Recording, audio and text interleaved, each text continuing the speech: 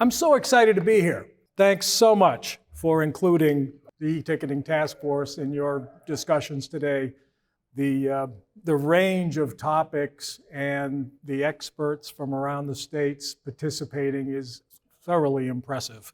So I'm particularly looking forward to sitting through the sessions and learning as much as I can. But I will share with you some thoughts on behalf of the National E-Ticketing Task Force and our co-chairs, Dan Nadeau, who's the VP of Operations at Lindy Paving in Pennsylvania, and Craig Yates, the CEO of BCMI. Our thanks for the invitation, as I said, to participate in this very important workshop. It's really a personal privilege for me to help frame the context within which your work on e-ticketing implementation is really foundational to accelerating the path to comprehensive digital project delivery throughout the Federal Aid Highway Program. The work you're doing is essential to that prospect. The mission of the task force is to support the state DOTs that are working to implement e-ticketing and advance to state of practice. It's a pretty simple mission. 43 states, I just learned it's more like 46, selected the ED6 e-ticketing initiative, which is an EDC record.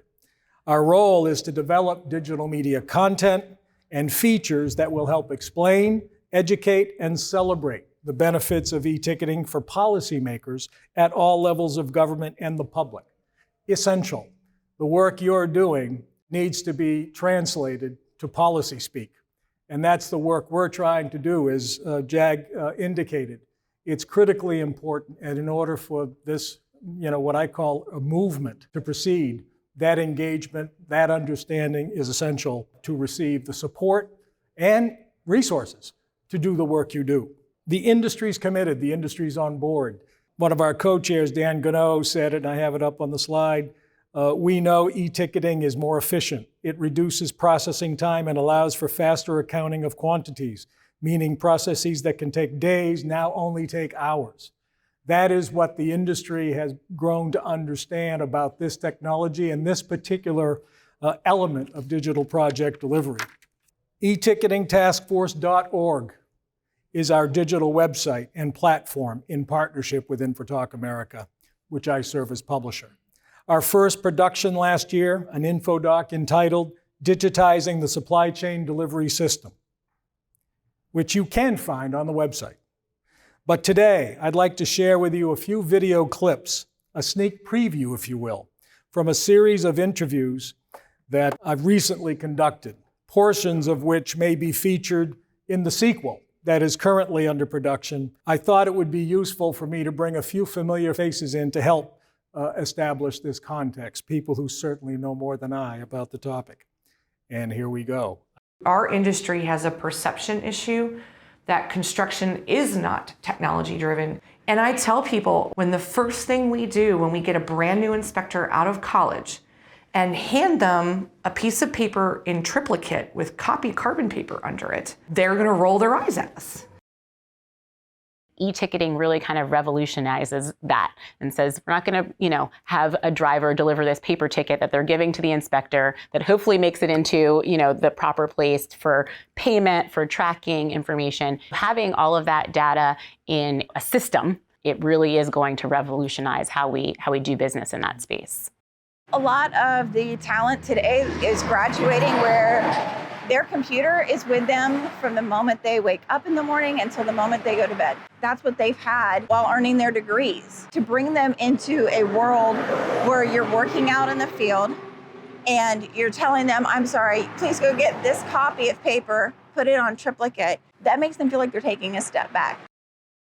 So when the batch plant creates the data and that data is put into the systems, that data is in a digital world. It is now able to be saved, transmitted, and mined. The people in the Resource Center, we lived the job. My career started as an inspector for Maryland State Highway Administration. I was the one doing the concrete tests on the side of the road. I was the one jumping up on the side of a dump truck at 3 in the morning on the interstate in the dark to grab that ticket. And now we're in an opportunity where we can help the people we used to be advance these technologies. E-ticketing got its legs in 2015 with Iowa DOT, And it was growing. It was growing by little steps here, little steps there. And then in 2020, the world changed. The pandemic gave us the impetus we needed for the entire country to say we needed this yesterday. During the pandemic, we went to Federal Highway Administration and we said, this is really important. We need your support here. The industry is behind this.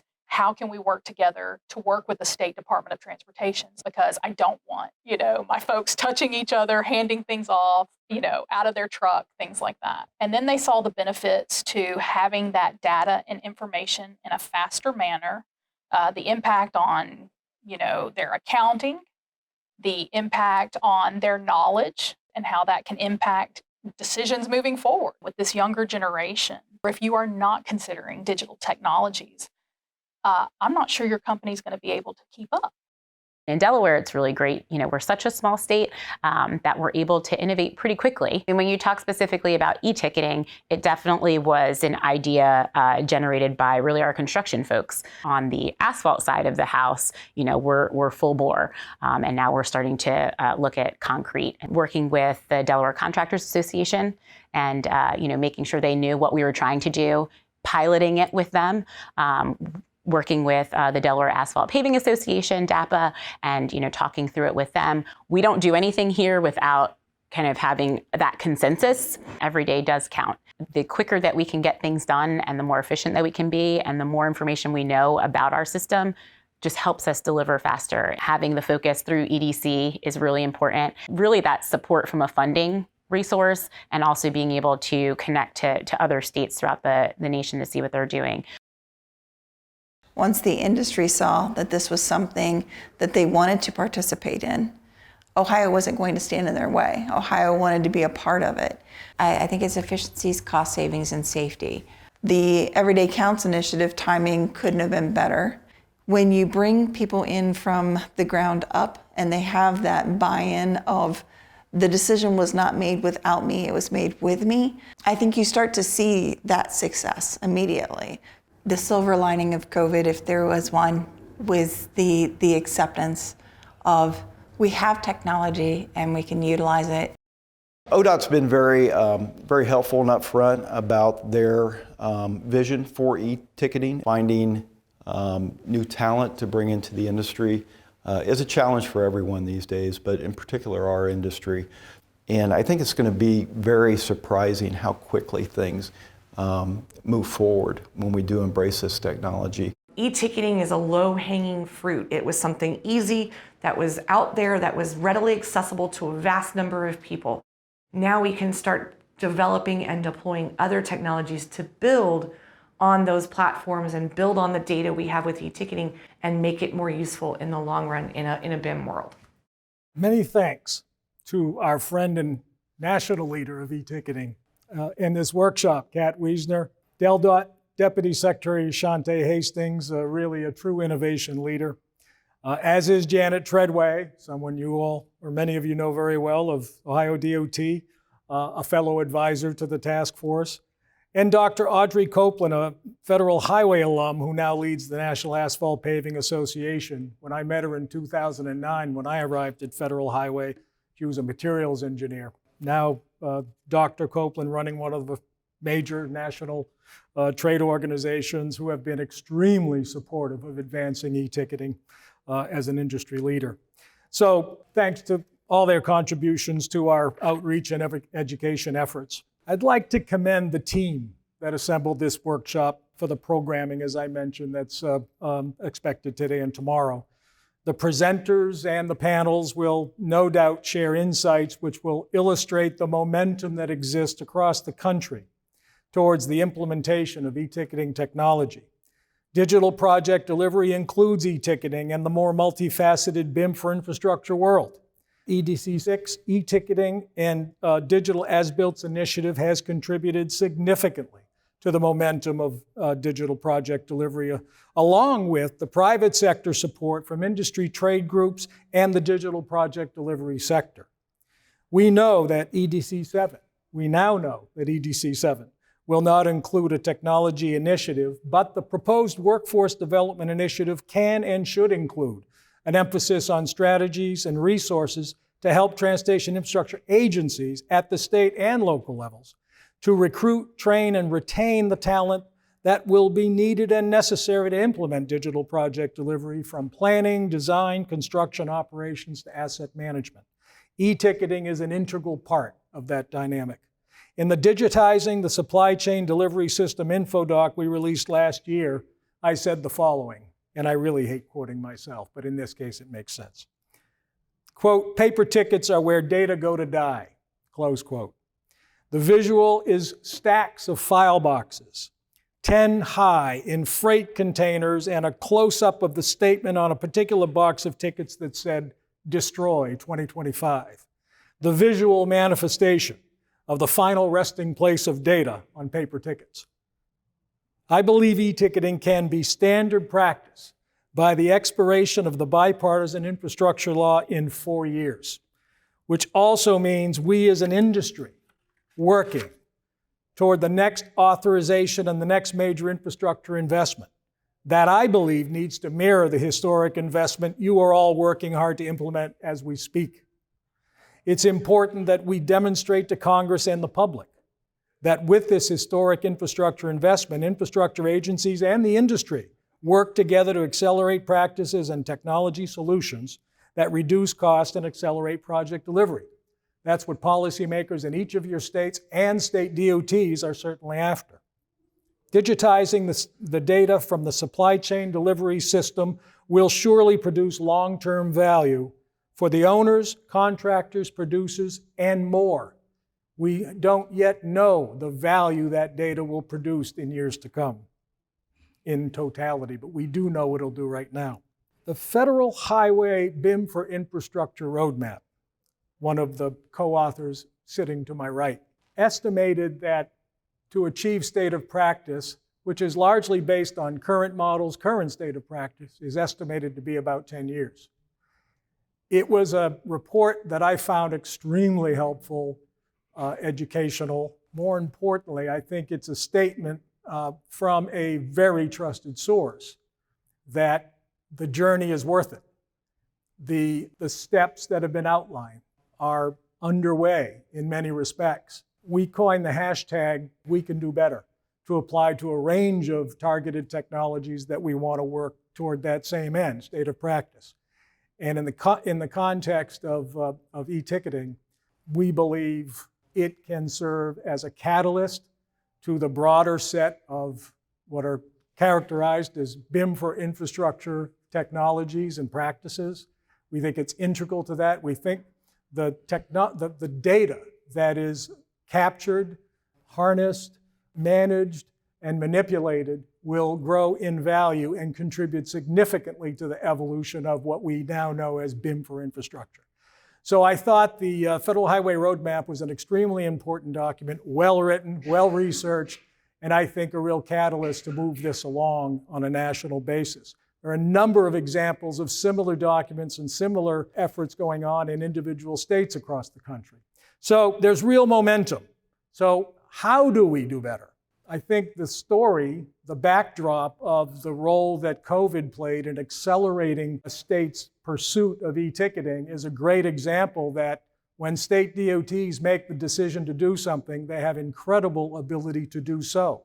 But only if you have the support of policymakers, have the resources that you need, and have the level of commitment that is necessary to make it a priority. Because each and every one of your state institutions are constantly battling the battle of priorities. You've got 100 priorities a week, and they're all important. But this is, Abe Lincoln famously said, and anybody from Federal Highway would probably roll their eyes when they heard me say this, because I used to say it often. Abe Lincoln said, if I had 6 hours to chop down a tree, I'd spend the first 4 hours sharpening my axe. Well, the work you've been doing for the last several years, in many cases, and the work you're doing now, and the work you should continue to do, is how we have to sharpen our axe in anticipation of implementing a historic level of infrastructure investment in our sector. And as I said, in 4 years, I'm hoping we're doing the same. ED66 is coming to an end, but it doesn't mean that Federal Highway's commitment, as Kat and Rob indicated, is going to subside. But clearly driving it is going to be a state DOT purpose or must become a state DOT purpose, because that's where those decisions and those commitments get made. Industry, I guarantee you, will remain engaged and committed. It is something that I think the business sector has decided is good for business. It's also good for the owner. So the collaboration that has to occur, and should continue in the next level of commitment that I think industry is going to have to be, and this will certainly be my encouragement to them, they're going to have to work harder than ever to help advance and provide and continue that momentum we've talked about. Two examples of EDC resources that are important and what comes with an EDC initiative.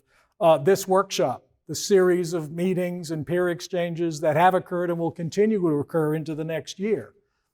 Those resources are invaluable.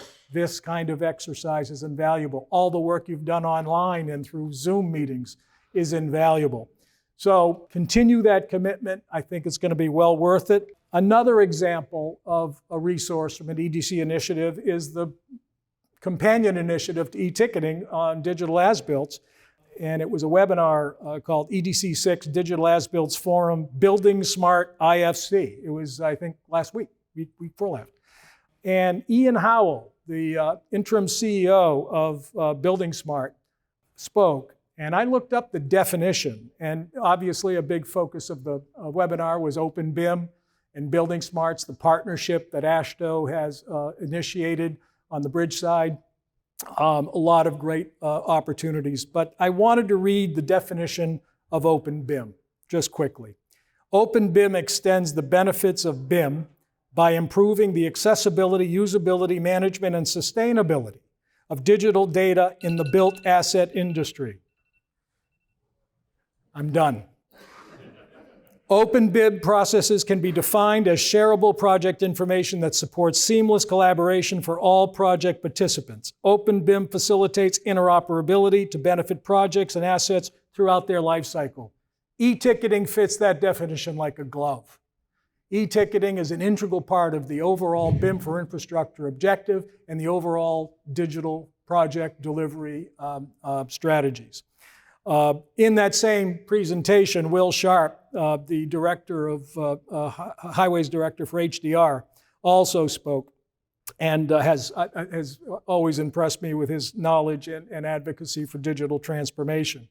But in the webinar, they presented quotes from the CEOs of Autodesk, Bentley, Esri, and Trimble, who all unanimously, strongly stated the need for open standards is going to be the catalyst to innovation. The catalyst to innovation throughout the private sector and the catalyst to innovation in conjunction with and partnership with state DOTs, the owner community. It's essential. So the work you're doing is extremely important. The benefits are going to be lasting. It is going to be essential that we engage and educate policymakers as to what the outcomes are going to be and what the benefits are going to be overall. And that is something that the private sector, the industry, is going to continue to be committed to helping make happen. But you are the best spokespeople in your state. You have the knowledge and the faith and the confidence of your leadership. So the work you do at the state level and the extent to which you can communicate that to your own policymakers in your own states, we'll try to do all we can in the macro sense. But I think your state and your leadership understanding the extent to which this will catalyze and leverage other benefits, including workforce development, and I'll close late on that point. I think it's essential.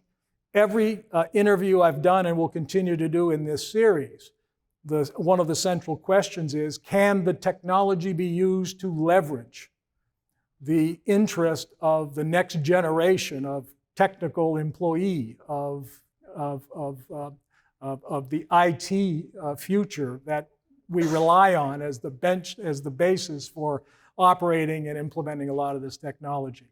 So, and the answer uniformly was yes.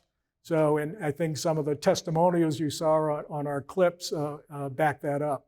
So it's critical that we evolve and transform to a digitally based project delivery system, because I think it's going to be essential in recruiting and retaining the workforce of the future. because the workforce of the future is going to have a very different set of circumstances to work with and to deal with. So thank you so much for having me. I very much appreciated it. And I'm going to be here through tomorrow, and I'd love to talk with each and every one of you about what's going on in your state. So thank you very much. Thanks, Jim.